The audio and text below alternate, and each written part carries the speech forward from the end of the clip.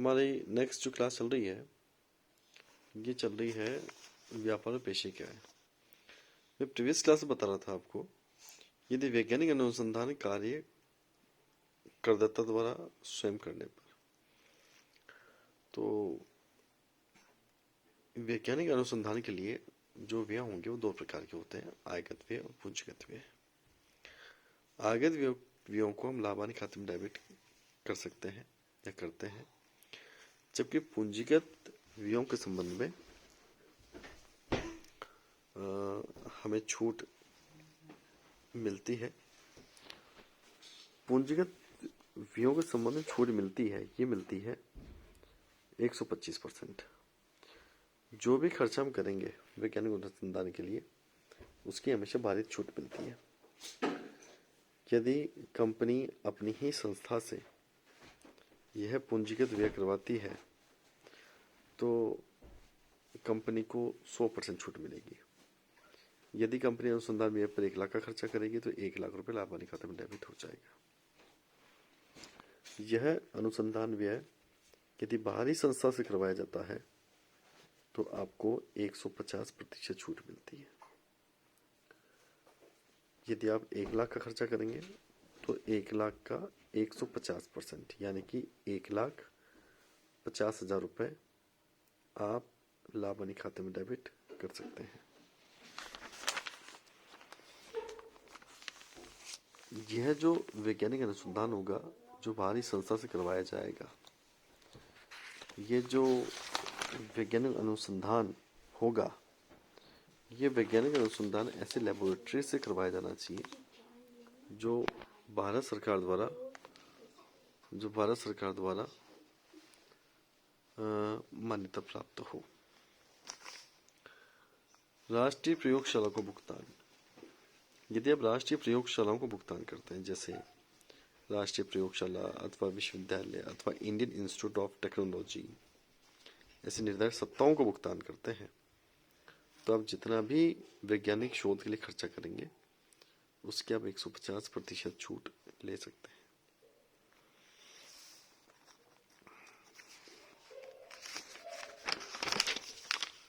स्वीकृत व्यय में अगला आता है एकस्व अधिकारों अथवा कॉपीराइट को प्राप्त करने के लिए किए गए व्यय। इन सभी व्ययों पर 1 अप्रैल 1998 के पश्चात से डेप्रीशिएशन की छूट मिलती है। पेटेंट और कॉपीराइट पर किए गए व्ययों की आप 25% डेप्रीशिएशन के रूप में छूट ले सकते हैं। अगला आता है दूर संचार सेवाओं के लिए स्पेक्ट्रम के उपयोग का अधिकार प्राप्त करने के लिए व्यय। यदि आप कोई टेली कम्युनिकेशन सर्विस प्रोवाइड करते हैं तो टेली कम्युनिकेशन सर्विसेज के संदर्भ में आप जितना भी खर्चा करेंगे उस खर्चे की छूट आपको उतने ही वर्षों में समान रूप से प्राप्त हो जाती है। इसका अर्थ यह है कि यदि आपने कोई दूरसंचार सेवाओं के लिए कोई स्पेक्ट्रम उपयोग अधिकार लिया है, मान लीजिए आपने खर्चा किया 1 लाख का और ऐसा अधिकार मिला 10 साल के लिए, तो 1 लाख में 10 लाख का 1 लाख में 10 का डिवाइड कीजिए और प्रति वर्ष आप 10,000 रुपये आप लाभानी खाते में डेबिट कर सकते हैं।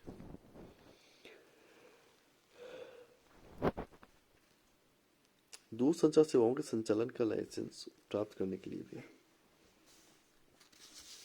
इसमें भी जो खर्चा होगा उस खर्चे में नंबर ऑफ ईयर्स भाग लगाकर और प्रत्येक वर्ष से एक समान राशि आप लाभानी खाते में डेबिट कर सकते हैं। इसके अलावा अगला आता है निर्दिष्ट व्यापार पर किए गए व्ययों के संबंध छूट। ऐसा कोई भी व्यवसाय जो धारा 35 AD के अंतर्गत आता हो तो उसे संबंधित व्ययों की छूट दी जाती है।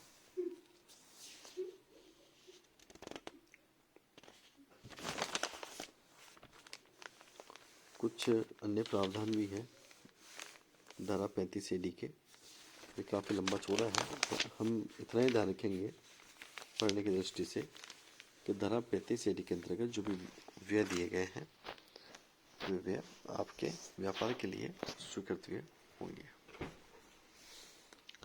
अगला था ग्रामीण विकास कार्यक्रम संचालन के लिए संघ अथवा संस्थाओं को दिए गए दान। यदि ग्रामीण विकास के लिए कोई कार्यक्रम संचालित हो रहा है और ऐसे कार्यक्रम में यदि आप कोई व्यय करते हैं या कोई दान देते हैं तो संपूर्ण व्यय लाभान्वित खाते में डेबिट हो जाएगा।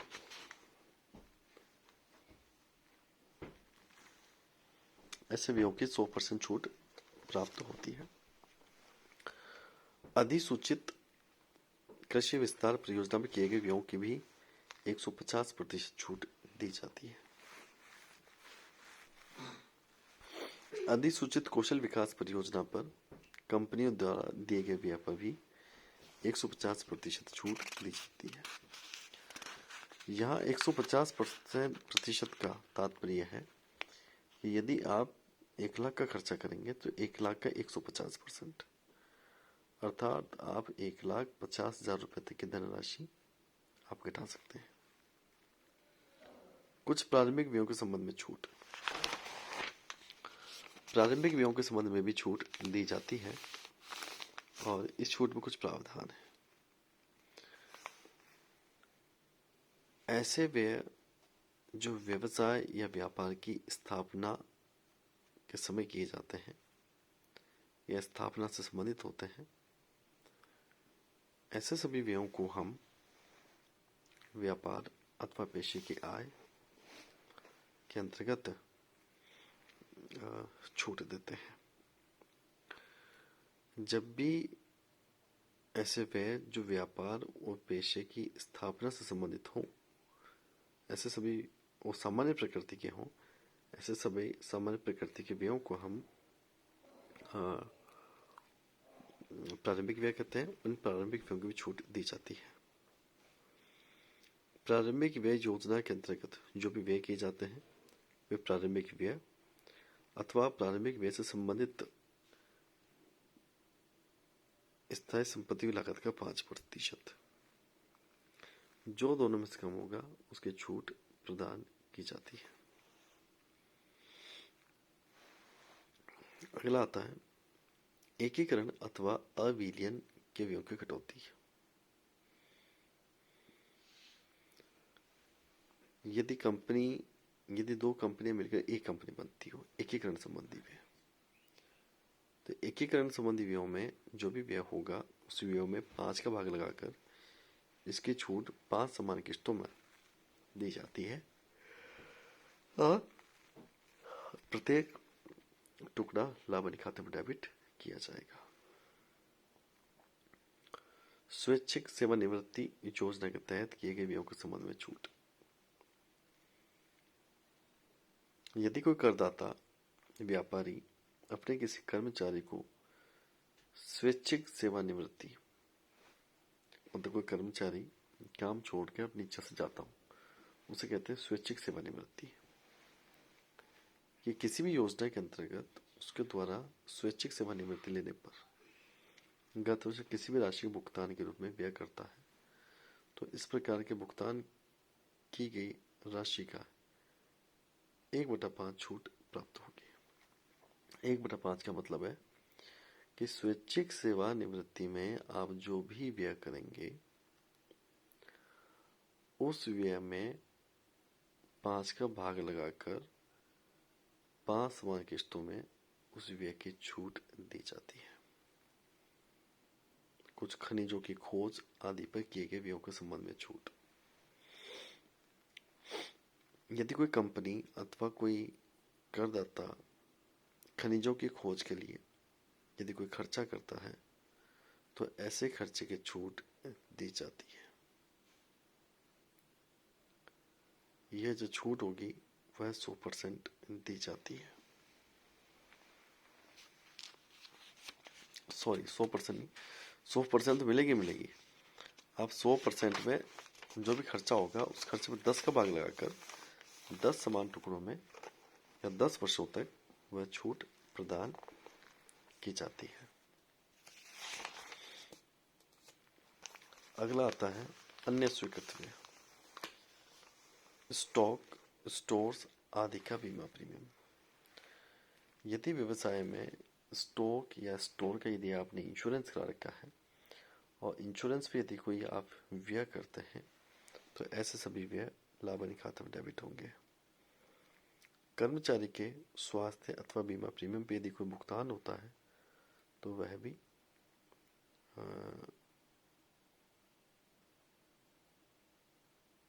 मतलब उसकी भी छूट प्रदान की जाएगी।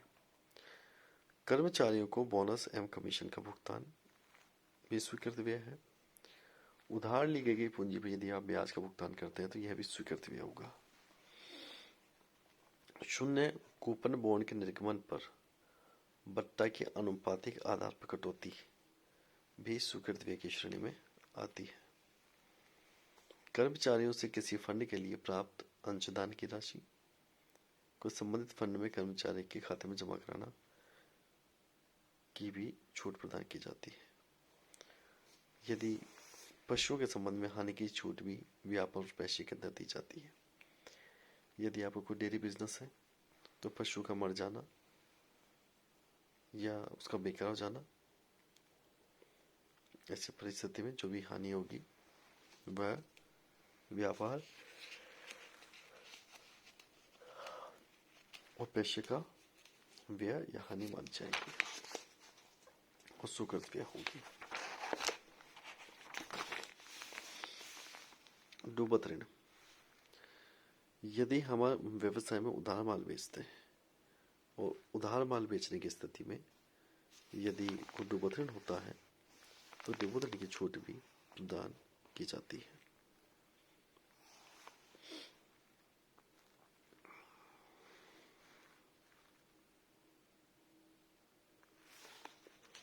तो डूबत ऋण छूट भी प्रदान की जाती है। कर्मचारियों को परिवार नियोजन प्रोत्साहन पर किए गए व्ययों की छूट भी दी जाएगी। परिवार नियोजन के लिए कंपनी जो भी खर्चा करेगी उस व्यय में 5 का भाग लगाकर और 5 समान किस्तों में यह छूट दी जाएगी। बैंक से नगद आहरण करने पर देय कर की कटौती। यदि बैंक व्यय होंगे तो बैंक व्यय की छूट दी जाती है। यदि कोई प्रतिभूतियां सिक्योरिटीज हैं तो सिक्योरिटीज के लेन देन पर जो भी व्यय होगा उस व्यय की छूट भी 5 समान किस्तों में दी जाएगी। वस्तु लेन देन पर कर की कटौती भी दी जाती है। गन्ने के क्रय मूल्य की कटौती ये भी छूट दी जाती है। बाजार हानि तथा अन्य अप्रत्याशित हानि होती है तो इसकी छूट भी दी जाएगी। ये जितने व्यय मैंने बताए हैं ये सभी व्यय की छूट दी जाती है। इन सभी व्ययों को हम स्वीकृत व्यय कहते हैं और इसका सीधा सा मतलब होता है कि ये सभी व्यय लाभानी खाते में डेबिट होंगे, अर्थात लाभों में से घटाए जाएंगे। ये सभी व्यय स्वीकृत व्यय होते हैं। अगला बिंदु आता है वाणिज्य के सामान्य सिद्धांतों के आधार पर स्वीकृत व्यय, धारा 37(1) के अनुसार। इसमें आता है माल के निर्माण संबंधी व्यय, माल के विक्रय और वितरण संबंधी व्यय, व्यापार संचालन हेतु व्यय, कर्मचारियों पर व्यय, कानूनी व्यय, विज्ञापन व्यय, कर व्यय, आयकर संबंधी कार्यवाही के व्यय, अन्य व्यय। इन सभी व्ययों को 2 श्रेणी में बांटा हम पढ़ेंगे, स्वीकृत व्यय की श्रेणी और अस्वीकृत व्यय की श्रेणी।